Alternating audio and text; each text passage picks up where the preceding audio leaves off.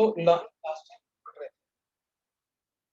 last time we are discussing about RS configuration. Now there are certain terms which we are going to use in this chapter. The terms are called हमने last time RS RS configuration के लिए किसी ने मुझसे पूछा था अभी कि सर हमेशा हमें RS कॉन्फ़िगरेशन करना चाहिए या नहीं करना चाहिए, एक्सचेंज करके देखना चाहिए या नहीं देखना चाहिए। तो मैं कहूंगा अगर लोएस्ट पार्टी ग्रुप यहां पर है तो right the configuration which you have calculated. अगर लोएस्ट पार्टी ग्रुप यहां पर है तो फिर अपन उल्टा लिखेंगे, लेकिन अगर लोएस्ट पार्टी ग्रुप इन दोनों में से किसी में है तो आपको एक्सचेंज करके ही देखना चाहिए। दैट इज व्हाट है। अगर लोएस्ट पार्टी ग्रुप पहले से डैश पे गिवन है तो अपन वही लिखेंगे जो कैलकुलेटेड किया, और अगर यहाँ गिवन है तो अपन उल्टा लिखेंगे कि अगर आर आया तो एस लिख देंगे लाइक दैट, तो अपन को फिर गलती नहीं होगी। तो उतना तो क्योंकि थोड़ा सा हमें टाइम भी सेव करना पड़ेगा, मैं भी धीरे धीरे बताऊंगा आपको सारी चीजें। अब मैं कुछ टर्म्स पढ़ने वाले हैं अपन इन इंश्योरेंस। एनेंटियोमर्स होता है the optically active isomers, the optically active stereoisomers, optically active stereoisomers isomers which are mirror images of each other, which are mirror images of each other are enantiomers। ठीक है, are called enantiomers। तो ऐसे isomers optically active stereo isomers जो एक दूसरे के mirror images होते हैं, तो that pair is called the stereo isomer, right? That pair is called the stereo isomer.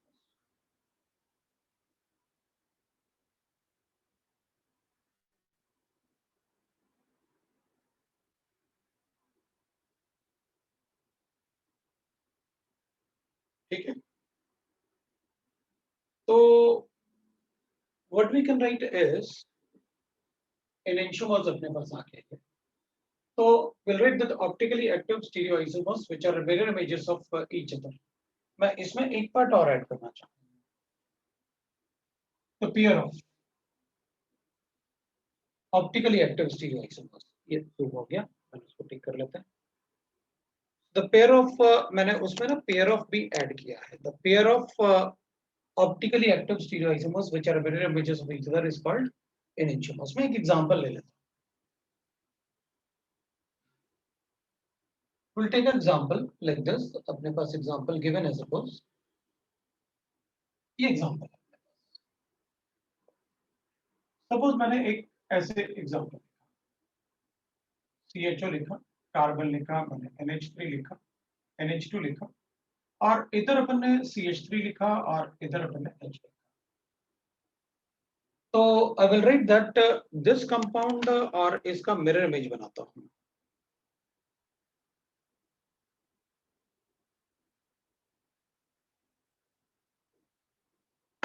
ठीक है, तो मेरे पास एक कंपाउंड ये है, एक कंपाउंड ये है, और अपन इसका मिरर इमेज बनाने वाले हैं इस कंपाउंड। तो इस कंपाउंड में जो कार्बन है उससे 4 डिफरेंट ग्रुप अटैच है, तो अपन कहेंगे ठीक है, अगर इससे 4 डिफरेंट ग्रुप अटैच है तो ये ऑप्टिकली एक्टिव है, राइट ना? इससे 4 डिफरेंट ग्रुप अटैच है, एक मिनट रुकना है। तो इससे 4 डिफरेंट ग्रुप अटैच है तो ये ऑप्टिकली एक्टिव है,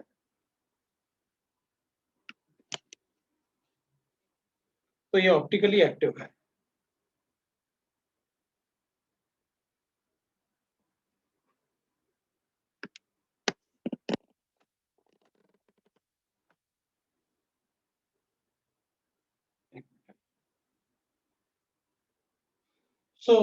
अपन कहेंगे ये कंपाउंड ऑप्टिकली एक्टिव है क्योंकि अपन ने पढ़ा हुआ है अगर किसी कंपाउंड में एक ही कायरल सेंटर है तो वो हमेशा ऑप्टिकली एक्टिव होता है। अगर एक ही कायरल सेंटर है तो वो हमेशा ऑप्टिकली एक्टिव होता है। तो अपन कहेंगे इसका मिरर इमेज अगर अपन लिखेंगे तो we can write the mirror image of this is CHO, इधर H होगा और फिर इधर CH3 होगा और इधर NH2 होगा। This is the mirror image of this compound. अब ये आपस में मिरर इमेजेस है, तो इसमें क्या होता है, these are called enantiomer, the non super imposable mirror image. अपन को पता है इनका non super imposable mirror image होता है, are called enantiomers, are called enantiomers. ये एनेंटियोमर्स होता है। एनेंटियोमर्स में जो अपन लिखेंगे ना, पता नहीं आज थोड़ा सा परेशान करेगा थोड़ी देर। तो ये जो मिरर इमेजेस अपन लिखते हैं, the non super imposable mirror image, अगर नॉन सुपर इम्पोसिबल है तो ऑप्टिकली एक्टिव होता है, ये अपन को पता है। Non super imposable mirror images are called enantiomers. तो ये दोनों आपस में पेयर ऑफ एनेंटियोमर्स है। अब जो इसमें पेयर ऑफ एनेंटियोमर्स होता है ना, तो अपन कहते हैं पेयर ऑफ एनेंटियोमर्स में हमें कैसे पता चलेगा इसमें ये पेयर ऑफ एनेंटियोमर्स है, तो जब हम इस कंपाउंड को पोलैरिमीटर में ऐड करके ऑप्टिकल एक्टिविटी चेक करेंगे, तो अगर इसका कॉन्फ़िगरेशन डी है, तो अगर ये small D, remember that capital D और स्मॉल डी में कोई रिलेशन नहीं होता। ये हम देख के बताते हैं कि वो हाइड्रोजन के साथ जो दूसरा ग्रुप होता है वो अगर राइट हैंड साइड पे तो कैपिटल डी है, जबकि स्मॉल डी अपन एक्सपेरिमेंटली कैलकुलेट करते हैं। तो there is no relation between these two. अगर हम प्रैक्टिकली इसको पोलैरिमीटर में डालते हैं और ऑप्टिकल रोटेशन चेक करेंगे, अगर हम प्रैक्टिकली इसको पोलैरिमीटर में ऐड करेंगे और चेक करेंगे, तो ये अगर राइट क्लॉकवाइज रोटेशन करता है लाइट को, आई एम अज्यूमिंग है, क्योंकि ये तो सिर्फ पोलैरिमीटर में डाल के ही अपन चेक कर सकते हैं। अगर ये डी आइसोमर है पोलैरिमीटर में, तो फिर ये एल आइसोमर है। अगर ये एल आइसोमर है, तो फिर ये D isomer. Small D and small L, they are always mirror images of each other. Capital D and capital L are also mirror images of each other for a molecule. R and S are also the mirror images of each other. Ajay कुछ तो गड़बड़ है। हाँ, रुको रुको,